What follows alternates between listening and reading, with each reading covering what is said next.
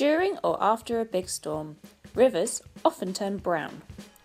That's because the water becomes full of sediment, which might have been washed off the surrounding hill slopes or floodplains. Here it is, just floating about on your screen now. I'm an earth scientist and I'm interested in the way in which sediment is transported around by rivers in big mountain ranges like the Himalaya. This short video hopefully gives you an insight as to how scientists go about tackling these kinds of topics. Here's the team from our most recent trip out, a group from the University of Cambridge led by Dr. Ed Tipper, up on the roof there. Studying these kinds of processes enables us to understand how these landscapes evolve and how they're likely to react to extreme events like earthquake-induced landsliding, which put very large volumes of sediment into these rivers. One of the problems we face when working in parts of the Himalaya is that large areas of it are really hard to access. This means we can only really see or sample these rivers where we've got roads with bridges. Ed's come up with a really neat way around this though. He's built a boat based on one used quite commonly by rafting guides in Nepal.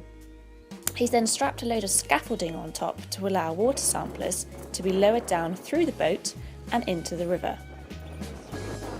It still takes a lot of time and a lot of people to get this thing on the water though. Ed's earlier version of the boat didn't have an engine on board, so I probably shouldn't complain too much.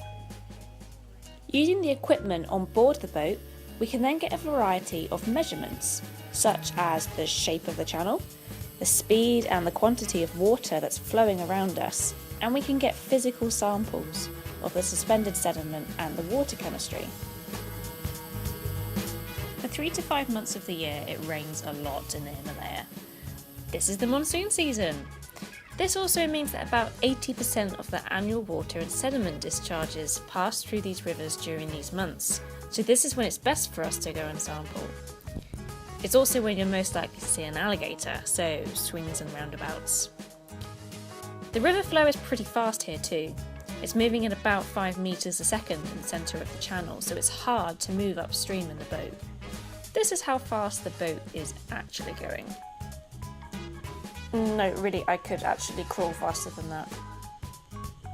Working in the Himalaya is really good fun, but also a lot of hard work. Obviously I haven't put too much of that into this video because that's not what you want to see, right?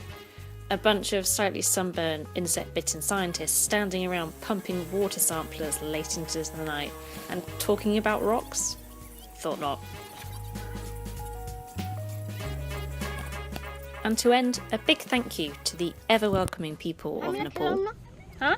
I don't know what you're saying.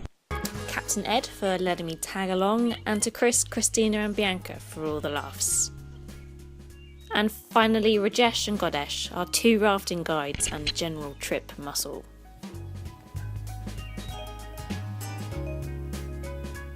I hope the last couple of minutes have given you a slight insight as to what researching these types of environments is like and the sorts of challenges that we face.